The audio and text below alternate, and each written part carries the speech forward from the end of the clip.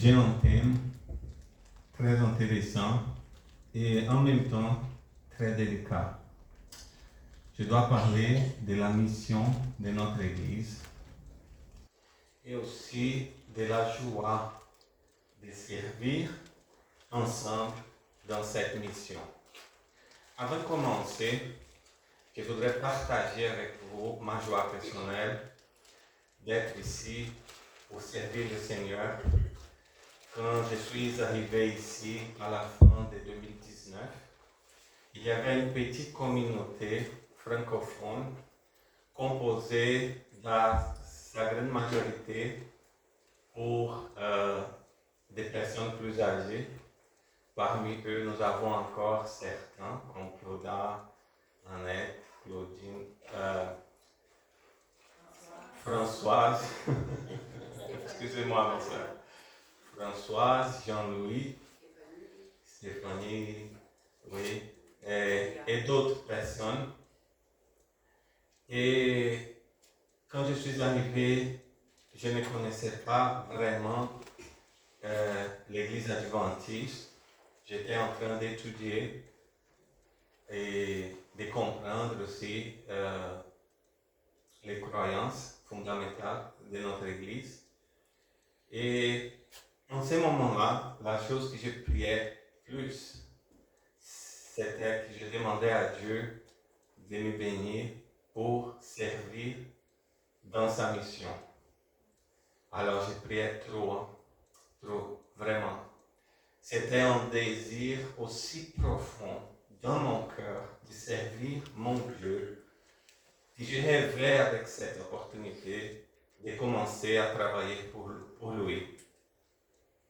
Aujourd'hui, si quelqu'un me demande quel est ton rêve personnel, quelque chose que tu désires dans ta vie personnelle.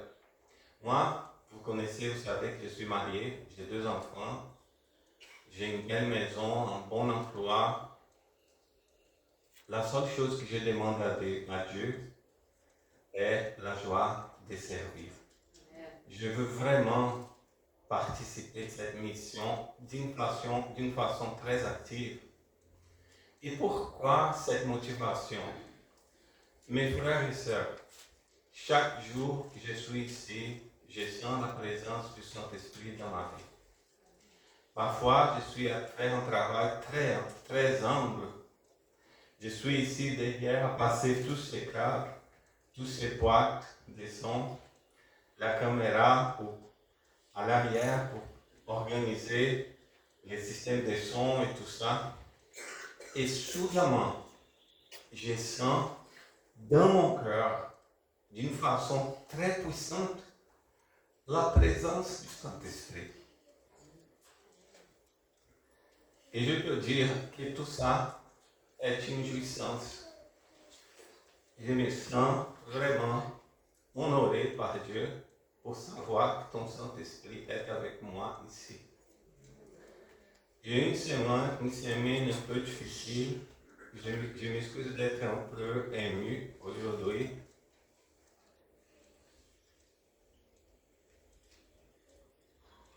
Mais à chaque sabbat, je sens cette recharge, je sens cette puissance de Dieu, je sens ton Saint-Esprit qui me donne la force pour continuer, pour vaincre tous les défis que je trouve pendant la semaine, dans mon travail, dans ma famille. Et je peux dire une chose, parler de ce thème est aussi important que je me trouve parfois petit.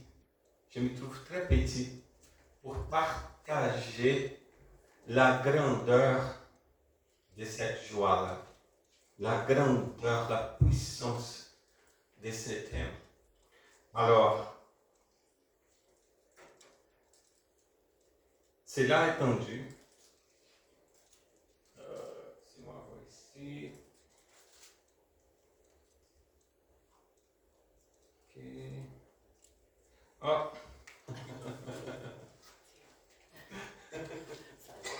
Merci. Il manque quelque chose. C'est pour ça qu'il ne fonctionne pas.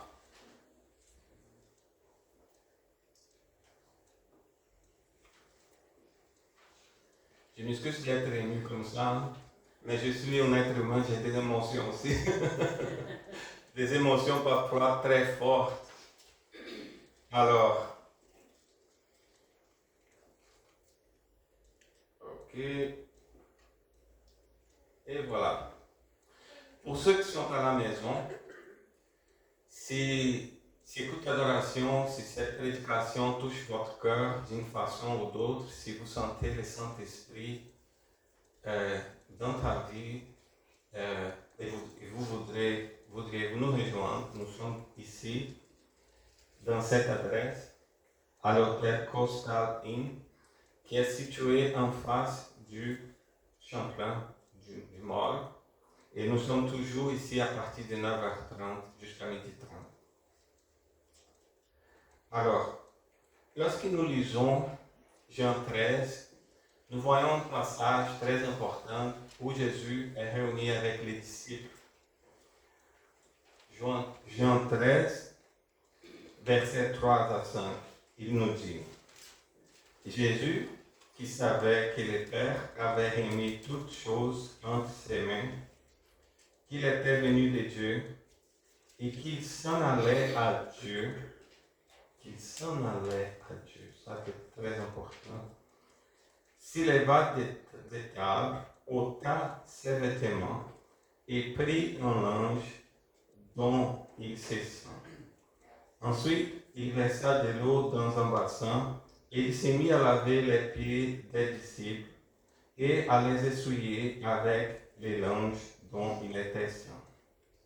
Oh mes amis, lorsque la parole de Dieu nous dit qu'il s'en allait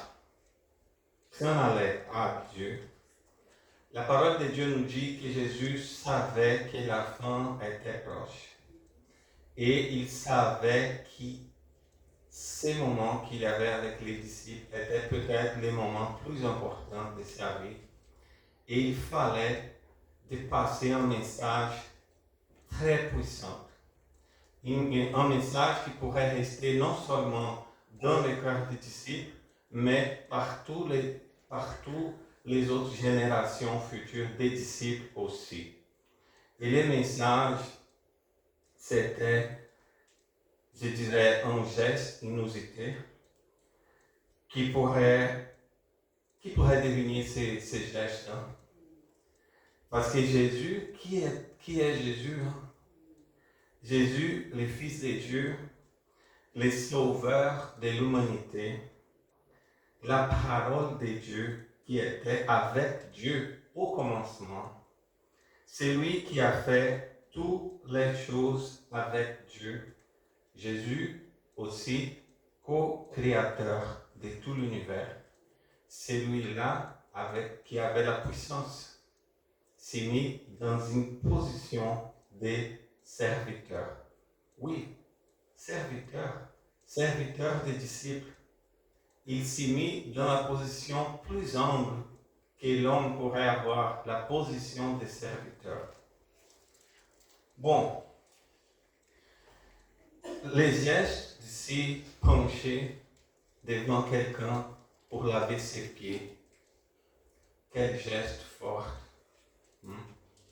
Est-ce que l'Église de Dieu, chacun de nous qui est ici, est prêt vraiment pour laver les pieds de nos frères et sœurs? Quand je parle de laver les pieds, je parle des gestes d'humilité et de service. Je parle de se mettre dans la tâche de serviteur des autres. Est-ce que vous êtes prêts pour être serviteur de vos frères et sœurs qui sont à côté de toi aujourd'hui? Alors, ces gestes nous révèlent la mission de l'Église de Dieu pour toutes les générations. Depuis le début, quand les disciples étaient avec Jésus, jusqu'aujourd'hui, à la fin des temps. Et pourquoi est important servir? Pourquoi est important être un serviteur de nos frères et sœurs? Bon, il s'agit d'un geste de purification spirituelle lorsque nous nous mettons devant quelqu'un pour laver ses pieds, pour deux raisons.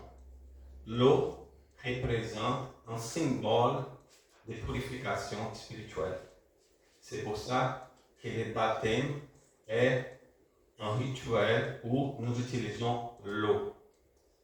Et lorsque quelqu'un est devant une autre personne pour laver ses pieds, elle démontre que toutes les choses qui sont passées entre ces deux frères ont été oubliées parce que vous êtes en train de pardonner tes frères et sœurs et en même temps, ton frère et sœur te pardonne pour tes péchés. Alors c'est un geste mutuel de pardon, de purification, parce que si quelqu'un a encore les corps présents par rapport à quelqu'un d'autre, il ne se met pas comme serviteur, jamais. L'orgueil ne permet pas que cette personne-là vienne dans un geste d'humilité devant son frère et sœur. C'est impossible. C'est impossible. Alors, lorsque tu baisses ta grâce, tu démontres d'abord que tu es capable de pardonner tes frères et sœurs. OK? Et en même temps, c'est un geste de fraternité et d'égalité. Pourquoi? Parce que ceux qui se mettent devant les autres pour laver leurs pieds démontrent qu'il est égal dans tous les niveaux aux autres. Il n'y a pas de supériorité ou quelqu'un inférieur ou supérieur. Tous sont serviteurs, tous sont égaux devant Dieu. Alors il y a cette double signification là. Alors,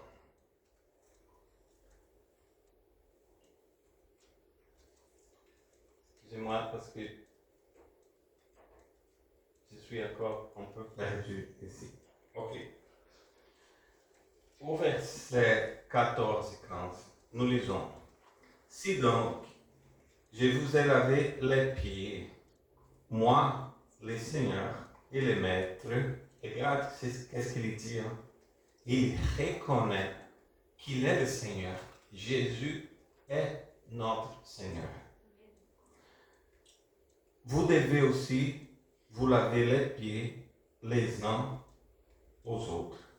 Car je vous ai donné un exemple. Il utilise vraiment ce mot-là. Il donne un exemple afin que vous fassiez comme je vous ai fait. Ok? Alors, il n'avait pas besoin de faire ça. Il est le Seigneur. C'est Jésus le Seigneur. Mais pourquoi il a fait ça? Parce qu'il voudrait donner son exemple. Mes amis, si quelqu'un est disciple, si vous dites, je suis disciple de Jésus, qu'est-ce que les disciples doivent faire par rapport à son maître? Suivre son exemple. Et est-ce qu'il y a d'autres passages dans la Bible où Jésus donne son exemple? Je dirais d'une façon très claire. Toute la vie de Jésus est un exemple pour nous. Si quelqu'un dit qu'il est disciple de Jésus et ne suit pas son exemple, il est un menteur. Êtes-vous d'accord avec ça? Ok. Mais il y a trois choses ici que je voudrais mettre en destaque. Quelqu'un pourrait mettre d'autres choses, mais moi je veux mettre ça. C'est trois choses. Le sabbat. Dieu a reposé au 7e jour et il a donné ça comme exemple. Et pourquoi? Parce que le significat du sabbat est une façon d'honorer le Créateur de toutes les choses. Et en même temps, le sabbat est un geste de fidélité envers Dieu. il a été aussi baptisé. Et lorsqu'il était baptisé, son baptême, il n'avait pas besoin d'être baptisé parce qu'il n'avait pas de péché. Si quelqu'un comprenne le significat du baptême, il comprenne que Jésus n'avait pas besoin d'être baptisé parce qu'il n'avait pas de péché. Et il était baptisé quand même pour donner un exemple. Et la troisième chose, laver les pieds. Quel message Jésus voudrait donner en lavant les pieds des disciples? Il voudrait réconcilier les uns avec les autres, purifier notre cœur, mais surtout démontrer que l'Église de Dieu, l'Église de Jésus, doit servir.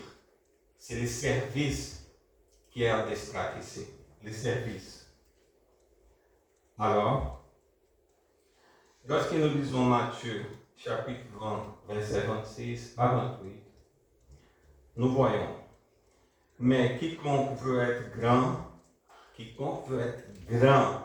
parmi vous, qu'il soit votre serviteur. Ok? Regarde ici la logique. Regarde la logique. Si quelqu'un veut être grand parmi vous, qu'il soit votre serviteur. Et quiconque veut être le premier parmi vous, qu'il soit votre esclave. C'est ainsi que le Fils de l'homme est venu, non pour être servi, mais pour servir et donner sa vie comme les rançons de plusieurs. Alors, c'est Jésus qui a dit tout ça. Il a fait un résumé de sa vie. Il est venu pour servir, non pour être servi. Ok? Alors, ceux qui sont disciples de Jésus doivent aussi servir. Et en même temps, ces versets nous révèlent les principes du gouvernement céleste. C'est quoi les principes de ce gouvernement céleste? Les versets nous disent ici, les plus grands, qui est le plus grand au ciel, dans le royaume de Dieu? Ceux qui est plus humble, ceux qui est serviteur, ceux qui n'est pas orgueilleux, ceux sont les plus grands au ciel, les plus petits, non les plus grands, avec l'autorité, avec la puissance, avec la connaissance, avec l'orgueil. Non, ce n'est pas eux qui sont les plus importants. Ce sont les humbles, ce sont les petits. Ok? Alors, les principes d'humilité et du service désintéressé est à la base du gouvernement célestial. Le royaume de Dieu est défini par les services et l'humilité plutôt que par les pouvoirs et la domination. Dans ce sens, le service est une préparation pour le royaume de Dieu. Lorsque nous parlons du royaume de Dieu, nous pensons toujours dans quelque chose qui est dans les ciels, qui est dans l'avenir, non quelque chose qui est déjà présent dans notre vie. Nous disons, le royaume de Dieu est quelque chose de très éloigné d'ici, peut-être dans une autre planète. Mais les royaumes, les vrais royaumes de Dieu commencent où? Le vrai royaume de Dieu commence ici. C'est dans notre cœur que commence le royaume de Dieu. Lorsque vous permettrez que le royaume de Dieu rentre dans ta vie personnelle, tu comprends immédiatement la logique du pouvoir qui règne dans ce royaume. C'est la logique du service. Ceux qui comprennent que le service est à la base du gouvernement célestial, ils commencent à comprendre aussi que son service dans l'Église est une action politique concrète pour la transformation de toute la société d'aujourd'hui. Cette société corrompue, cette société où les pouvoirs est toujours placé sur les mains de ceux qui sont plus forts, qui sont plus violents, qui ont plus de missiles, des armes, des bombes, hein? Ceux qui font la guerre. C'est ça, le pouvoir est aujourd'hui dans leurs mains. Mais ceux qui ont les royaumes de Dieu déjà dans leur cœur, est-ce qu'ils sont d'accord avec ce type de pouvoir? Non. Et ces actions, leurs actions, commencent à changer la donne dans la planète. Parce que la mission est une action politique de transformation de la société. Ce n'est pas un geste de méditation, de prière, seulement de prière. La prière est importante, oui. Mais ceux qui disent, je n'ai pas besoin de me conformer avec la mission parce que moi j'ai pris, le Saint-Esprit va faire le travail. Non. Vous êtes co-participants de cette mission-là. Dieu nous invite à participer activement de cette transformation de la société par les services. Par les services. Bon. Lorsque nous lisons Pierre, chapitre 4, versets 10 à 11, il dit, comme des bons dispensateurs des diverses grâces de Dieu, que chacun de vous mette au service des autres les dons qu'il a reçus. Si quelqu'un parle, que ce soit comme annonçant les oracles de Dieu. Si quelqu'un remplit un ministère, qu'il les remplisse selon la force que Dieu communique, afin qu'en toutes choses, Dieu soit glorifié par Jésus. Amen. Amen. Alors, d'habitude, dans ma famille, dans mes relations personnelles, je vois, ça c'est partout, hein, même les gens qui sont dehors de l'église, je vois les gens aimer les grâces et bénédictions de Dieu. Ils aiment. Et ils disent, que la grâce de Dieu soit avec moi aujourd'hui. Que Dieu me bénisse aujourd'hui. Que tout soit bien pour moi aujourd'hui. Ils aiment recevoir les grâces de Dieu. Et je suis certain que Dieu est un excellent dispensateur de grâces et bénédictions. Tous ces gens-là sont bénis par Dieu de plusieurs façons. Ils ont la nourriture, ils ont la maison, la voiture, le travail. Rien, presque rien manque pour ce type de gens-là. Ils demandent la bénédiction vient. Mais ici, la Bible dit, sois comme bon dispensateur. C'est quoi un dispensateur? C'est quelqu'un qui garde la bénédiction, il reste toujours avec elle, attaché à la bénédiction. Non, c'est l'opposé. C'est quelqu'un qui dispense. C'est un bon dispensateur de la bénédiction. Alors, si quelqu'un reçoit la bénédiction, il ne peut pas garder la bénédiction avec lui. Il doit être un bon dispensateur. Lorsqu'il dit ici que chacun de vous mette au service des autres les dons qu'il a reçus. Est-ce qu'il dit ici qu'il y a un deuxième groupe qui n'a pas reçu de dons? Est-ce qu'il dit ici qu'il y a deux groupes? Un groupe qui a reçu des dons. Un deuxième groupe qui n'a pas reçu de dons? Non. Il dit que chacun de vous met au service des autres les dons qu'il a reçus, c'est-à-dire que tous nous, chacun de nous ici, nous tous, on a reçu des dons. Ok? Alors, quel est mon don? Avez-vous demandé cette question-là? Avez-vous demandé quel est le don que Dieu a donné à toi? Ce n'est pas possible que vous n'avez pas reçu des dons. La Bible dit que nous tous avons reçu des dons. Peut-être l'ennemi a mis dans ta tête que tu n'es pas capable. que tu n'as pas de dons, que les dons que tu as reçus ne sont pas valables. Je ne sais pas.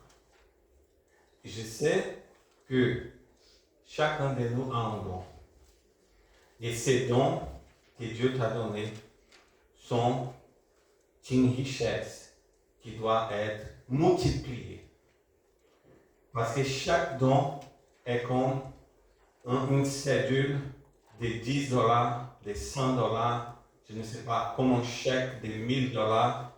Si tu reçois un chèque de 1000 dollars, c'est Dieu qui t'a donné un chèque de 1000 dollars et tu caches le chèque. Est-ce que ça, c'est le travail d'un bon serviteur? Cacher les richesses que Dieu a mis à ta disposition. Il t'a créé d'une façon extraordinaire. Il t'a mis des dons extraordinaires. Et voilà, tu as les dons. Mais tu ne fais quoi avec tes dons? Tu caches. Tu caches tes dons. Est-ce que tout ça est un bon travail d'un serviteur? Non, pas du tout. OK? Alors, voilà les thèmes délicats. Lorsque nous cherchons une église pour être ensemble avec nos frères et sœurs, est-ce que nous cherchons une église pour servir ou pour être servi? Ça, c'est la question. Ça, c'est la question qui me met dans une situation très délicate. Mais je dois parler. Courage, mon Dieu. Courage. Alors, voilà. Cherchons-nous une église confortable pour profiter de ses services, pour avoir une vie sociale, participer des potlucks. J'aime les potlucks. Profiter de la beauté de la plage de Pouache. Est-ce que c'est pour ça que nous sommes dans une église? Pour profiter de cette beauté-là. J'aime la plage de Pouache. J'aime Pouache. Au complet. Si quelqu'un a déjà visité Pouache, mon Dieu, quel beau endroit. Mais c'est pour ça que nous sommes dans l'église. Seulement pour profiter de toute cette beauté-là. Développer notre expertise dans une nouvelle langue. Est-ce que c'est pour ça que Dieu m'a placé dans l'église de Dieu? Dans son église? Pour développer mes compétences linguistiques? C'est ça l'objectif? Alors, si je ne suis pas anglophone, je dois fréquenter une église anglophone. Parce que dans une église anglophone, je dois développer mon anglais. C'est pour ça que je dois fréquenter une église. Je pose cette question.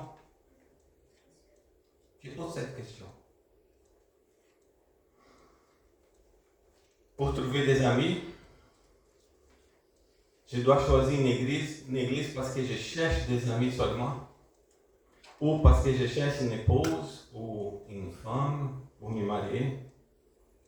Ou pour avoir un poste de destaque pour moi-même. Ou même pour trouver un emploi pour mon enfant. Mon enfant est un adolescent, j'ai besoin de trouver un emploi pour lui. Alors cette église-là a une conférence à côté. Peut-être je peux trouver quelqu'un qui peut m'aider à trouver un emploi pour mon fils. C'est pour ça que nous devrons fréquenter une église. Ou cherchons-nous simplement une église pour être un serviteur de Jésus?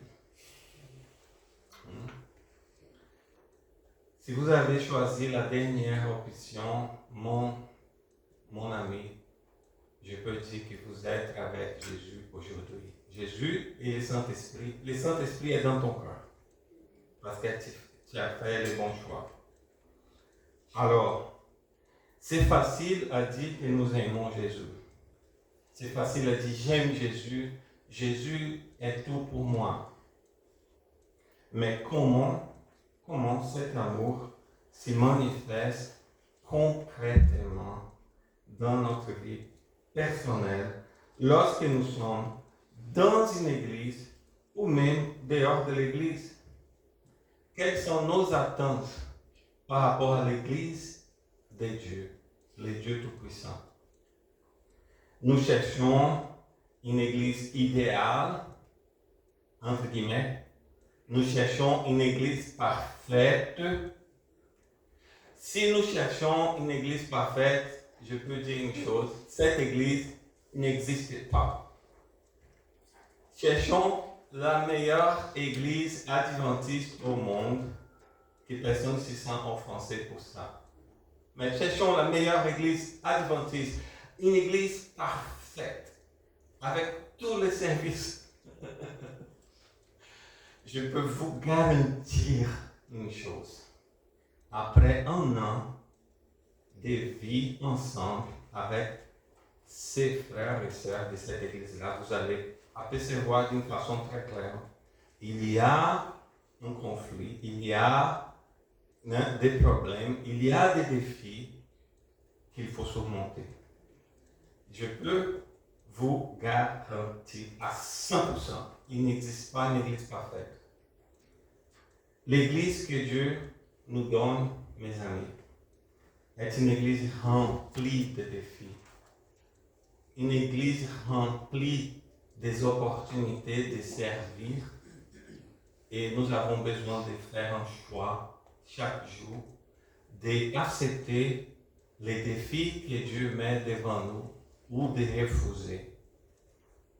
Plusieurs vont m'entendre aujourd'hui, ils vont quitter cette salle et rien va changer dans leur vie. Parce que la sémence, nous plaçons la sémence sur la terre. Mais Jésus a dit, il y a plusieurs types de sols. Il y a les sols avec des cailloux. Il y a des sols sèches, complètement sèches. Il y a un sol qui est complètement dur. La sémence ne rentre pas là-dedans. Mais je cherche aujourd'hui ceux qui ont les sols fertiles. Je remercie toujours pour ceux qui sont déjà dans cette mission. Il y a plusieurs ici. Parce que parfois, des gens avec des faiblesses énormes, des gens plus âgés, qui ont de la difficulté à marcher, mais ils ne désistent pas. Ils sont avec Jésus. Ils sont avec Jésus. Malgré les difficultés, ils sont avec lui. Bénis soient eux qui ont accepté le défi de partager la bonne nouvelle de Jésus. Alors,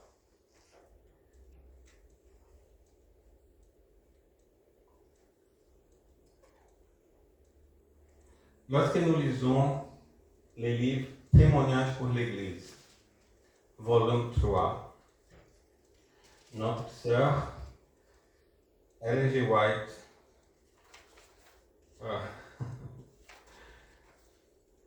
excusez-moi, elle nous dit ces paroles. Allez partout le monde et prêchez la bonne nouvelle à toute la création. Sont adressés à tous les disciples de Jésus. Malheureusement, il y a des frères et sœurs qui pensent que cet appel est dirigé exclusivement aux pasteurs, aux anciens. Non, ce n'est pas ça. Il y a des amis, des frères et sœurs qui sont très confortables dans une église où existe un pasteur parce qu'il dit, regarde là, le pasteur fait tout le travail. Nous n'avons pas besoin de participer de cette mission-là, de prêcher, parce que le pasteur prêche. Pourquoi moi je dois prêcher? Il y a plusieurs façons de prêcher, mes amis. Mais cette dépendance n'est pas bonne pour vous, ni pour moi. Il faut que chacun soit une action active. Nous participons de cette mission d'une façon active. Alors, l'appel n'est pas adressé exclusivement aux pasteurs. Ok? Tous ceux, elle dit aussi, tous ceux qui veulent vivre la vie du Sauveur doivent travailler au salut de leurs semblables. Ça, c'est un geste d'amour, travailler pour le salut de leurs semblables. Le même amour des âmes qui manifestait Jésus doit s'y retrouver chez ses disciples. Les mêmes amours. Pourquoi? Parce que ça c'est un geste d'amour. Alors,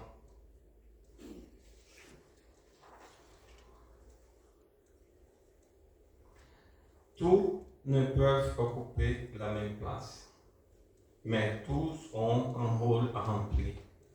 Ceux qui ont reçu les bénédictions du Seigneur doivent s'y mettre au travail. Il faut que chaque talent soit employé à l'avancement du règne de Dieu. Alors, comme j'avais dit, le règne de Dieu, ce n'est pas quelque chose de très éloigné dans une autre planète. Non. Le règne de Dieu commence ici, dans notre cœur, commence dans notre Église, avec nos actions concrètes. L'avancement du règne de Dieu est une réalisation progressive des intentions divines sur la terre. C'est la propagation de l'Évangile, le message d'amour de Dieu, le salut par Jésus-Christ, la transformation des vies, parce que les services nous transforment chaque jour. Les services bénéficient d'abord et avant tout les serviteurs, non ceux qui reçoivent les services. C'est l'établissement de la justice, de la paix et de l'amour de Dieu selon les principes divins. Alors, dans son vaste plan, le Seigneur a une place pour chacun. Oui, le Seigneur a une place. Aucun talent n'est inutile. Est-il petit? Dieu aura s'en servir. Bien employé, il fera exactement l'œuvre pour laquelle Dieu a donné. Alors, si quelqu'un a des doutes par rapport à l'appel de Dieu ou par rapport à ses dons spirituels, je serai disponible pour avoir un dialogue, je ne sais pas si je peux aider, mais je suis disponible, ok? Ce type de message ici est très important parce qu'elle favorise la diversité des dons spirituels dans la maison, dans l'Église de Dieu. Elle encourage la participation active et favorise la centralisation. Pourquoi la centralisation dans les services de l'Église n'est pas une bonne chose? Parce que lorsque quelqu'un manque, quelqu'un qui est très important, qui a une charge très lourde sur ses épaules, l'Église reste comment? Au dépourvu. L'Église reste au dépourvu. C'est pour ça que moi, comme ancien, je travaille toujours pour diversifier les activités. Ne pas laisser une personne tout le temps avec les mêmes tâches. Cette personne-là, qui est attachée à son poste, qui pense qu'elle est aussi importante que personne ne peut la remplacer, elle n'agit pas selon la volonté du Saint-Esprit, parce que lorsqu'elle manque, qui sera capable de remplacer? Personne n'avait développé les mêmes compétences, personne n'avait développé les mêmes expertises. Elle n'a pas transféré ses expertises aux autres, elle a caché pour elle ses dons. Elle n'a pas partagé comme une bonne dispensatrice ou un bon dispensateur. Elle était attachée à son poste, simplement pour ça. Et elle n'a pas pris son temps pour développer les mêmes compétences dans les autres membres. Lorsque cette personne-là manque, toute l'Église s'y ressentit. Et c'est là, ça c'est quelque chose qui affaiblit la force et la résilience du corps de Christ. Le corps de Christ doit être résilient. S'il y a quelqu'un qui manque ici, il faut avoir 2 ou 3 pour les remplacer. Et c'est comme ça que nous allons vaincre cette bataille contre l'ennemi.